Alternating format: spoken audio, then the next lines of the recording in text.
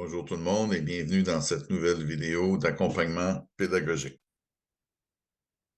Bienvenue dans cette nouvelle vidéo qui a pour but d'accompagner les enseignants pour l'immersion.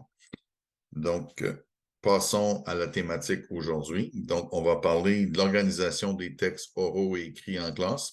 Et cette vidéo aura essentiellement deux volets. Un volet enseignant qui aura pour but l'organisation des textes, le contenu des textes, comment choisir les textes qui vont aider les apprenants.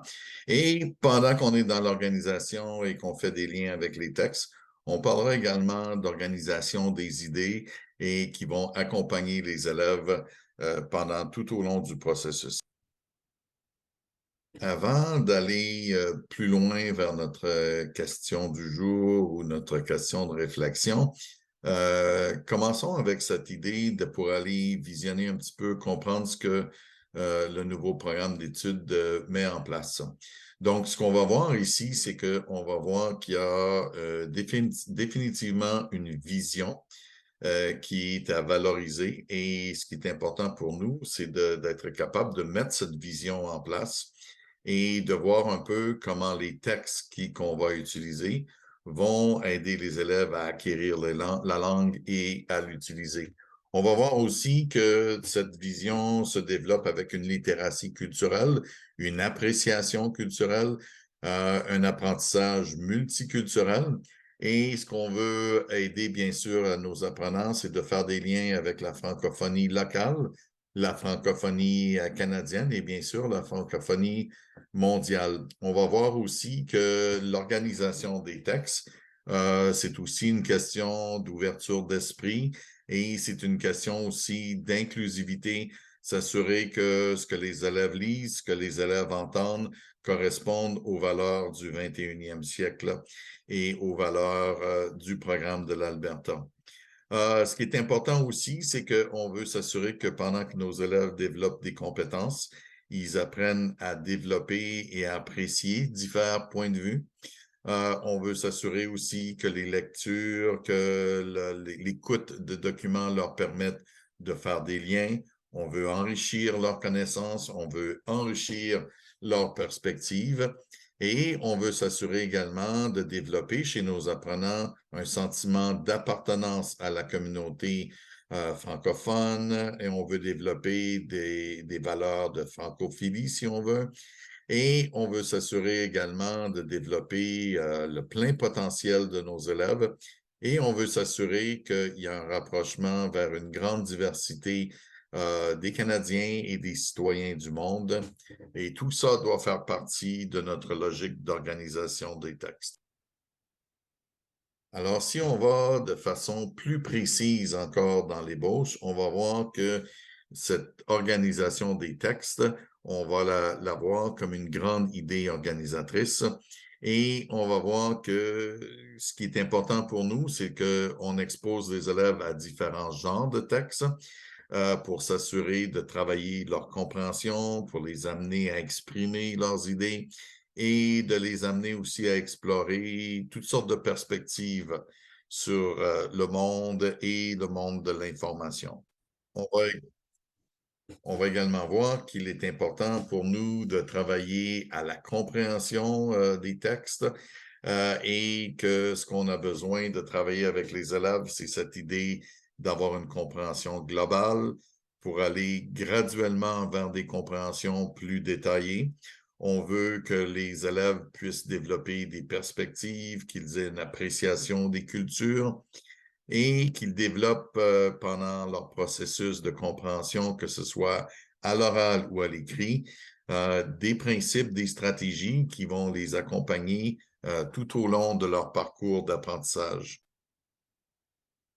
Donc, allons-y maintenant avec, normalement, on a une question d'enquête, mais je propose ici deux questions d'enquête.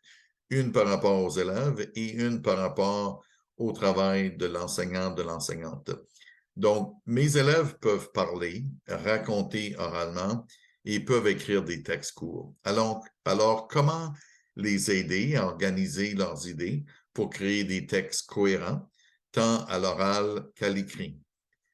Donc, ça, c'est la perspective élève. Si on regarde la perspective enseignant maintenant, c'est comment est-ce que je dois m'organiser pour offrir une variété de textes à mes élèves qui vont satisfaire leurs besoins, qui vont satisfaire leurs goûts, mais qui en même temps vont valoriser des valeurs importantes à inculquer à nos élèves.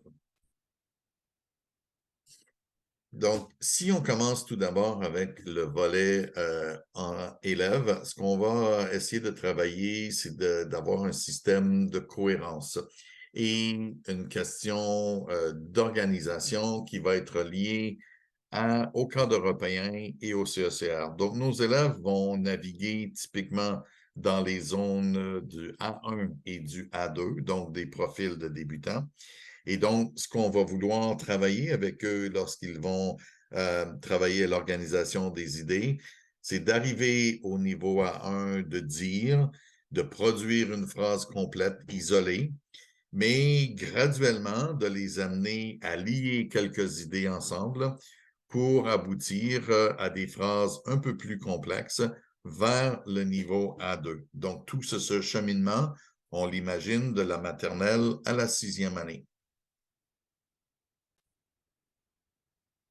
Si on reste dans notre logique de cohérence, on va aussi imaginer que c'est une question de contexte et d'intention. Donc, nos élèves, on veut les amener à produire, que ce soit à l'oral ou à l'écrit, quand on va être dans la zone A1, en développant une conscience de leur auditoire, de savoir à qui on s'adresse, d'être conscient du contexte social, où est-ce que nous sommes lorsque nous sommes en mode de production ou d'interaction, et de bien sûr toujours développer une perspective par rapport à l'aspect socio-linguistique. Donc, la façon de communiquer nos idées, que ce soit dans un contexte formel ou dans un contexte amical, doit faire partie de cette logique d'organisation des idées. La cohérence dans l'organisation des idées, c'est aussi une question de contexte authentique. Donc, parmi les éléments à valoriser avec nos élèves, c'est d'être cohérent et de pouvoir organiser des idées pour pouvoir savoir se présenter, savoir présenter son entourage, savoir comment obtenir des informations, apprendre à raconter, développer une autonomie minimaliste, parce que l'objectif au final vers le A2, ça va être cette capacité d'apprendre à survivre. Ce qu'on veut amener dans l'organisation des idées aussi avec nos élèves, c'est cette capacité à développer une pensée critique. Donc, ça doit faire partie du cœur de l'organisation des idées. Donc, on veut que nos élèves arrivent à exprimer clairement leurs pensées, qu'ils aient un côté critique aux opinions qu'ils vont former. Et on veut les amener à exprimer avec un degré de clarté. Donc, finir par se faire comprendre et bien comprendre pour faire bien passer ce message. Donc, en interaction, apprendre à interagir pour partager l'accord ou encore pour exprimer notre désaccord dans une perspective respectueuse, dans une perspective inclusive. Et tout ça fait partie des apprentissages fondamentaux. Donc, une mini-conclusion par rapport à cette idée de développer une pensée critique et une cohérence qu'on essaie d'établir à nos élèves, avec cette idée que cette compétence-là va devenir une compétence transférable. Donc, l'organisation, la cohérence, la pensée critique aideront nos apprenants ou vos apprenants en sciences sociales, dans les mathématiques et dans l'utilisation de leur propre langue maternelle. Abordons maintenant très sommairement la grammaire au service de la communication. Elle est en lien avec l'organisation. On va avoir d'autres vidéos qui vont nous parler de travailler la grammaire en contexte, mais quelques éléments de base ici. Donc, la grammaire, la compréhension et l'application de la grammaire favorisent une compréhension et une expression efficace des idées à l'oral et à l'écrit. Il faut toutefois l'avoir en contexte et lui donner un rôle amical. Il faut éviter surtout de la percevoir comme l'objet d'apprentissage. Donc, la grammaire doit être au service de la communication. Alors, si on regarde un petit récapitulatif sur ce qu'on vient de voir, on va voir qu'il est encore important que les tâches, le travail qu'on fait avec nos élèves euh, pour l'organisation des idées se fassent dans un contexte authentique, bien sûr. Il est important de développer une pensée critique et une pensée créative et d'habituer nos élèves à des options différentes et à valoriser chez eux l'opinion et la valorisation des opinions qui peuvent différer des leurs. Toutes ces compétences, c'est transférable en langue maternelle et dans les autres matières. On vous encourage bien sûr à aller visiter les liens que vous voyez, d'aller approfondir vos connaissances et on vous remercie en vous souhaitant une bonne journée et à la prochaine.